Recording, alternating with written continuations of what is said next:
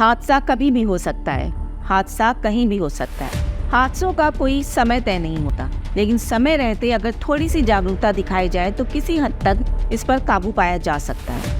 जी हाँ, हाल ही में पंचशील स्थित सी ब्लॉक में सदगुरु आर्किड नामक बिल्डिंग में आग लगने से हड़कंप मच गया। आग लगने की वजह शॉर्ट सर्किट बताया गया। फायर सेफ्टी के पर्याप्त उपकरण भी वहां मौजूद थे, लेकिन इसके ऑपरेटर वहां मौजूद नहीं थे। आप सोच रहे होंगे कि इस बिल्डिंग में आग लगने के 2 दिन बाद भी ये खबर क्यों दिखाई जा रही है, क्योंकि ये बेहद जरूरी है। आपके लिए जानना बेहद जरूरी है कि जिस बिल्डिंग में आग लगी थी वहाँ पे एक नर्सरी यानी कि बच्चों का स्कूल भी चलता है, सदगुरु लिटिल स्कूल, जो हादसे से मात्र आधे घंटे पहले ही छूटा था। मान लो अगर ये हादसा स्कूल के संचालन होने के दौरान होता तो कितने मासूमों को हादसे का शिकार होना पड़ता। इस बिल्डिंग में कॉल सेंटर ऑफिस भी चलते हैं, जिन्हें ऑफिस की छत पर चढ़कर अपनी जान बचानी पड़ी। आपातकालीन ना तो खिड़की थी और ना दरवाजा, अगर होता तो उन्हें यूं छत पर चढ़कर अपनी जान नहीं बचानी पड़ती।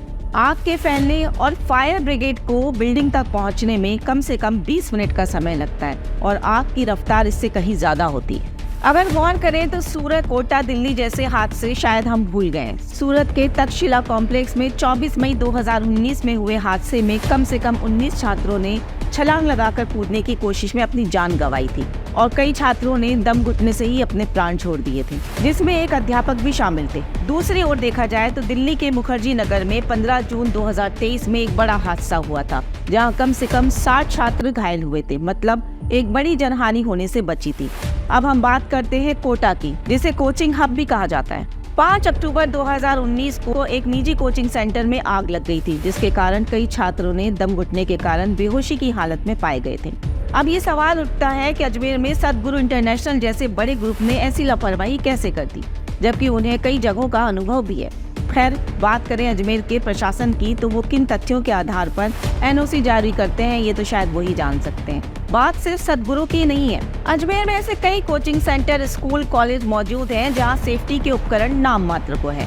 कई लोगों ने तो अपने घरों में ही छोटे बच्चों के स्कूल खोल दिए हैं। कम फीस की लालच में पेरेंट्स अपने गली मोहल्ले के स्कूलों में बच्चों का दाखिला दिला देते हैं। अब ऐसे स्कूलों की जिम्मेदारी किसके भरोसे?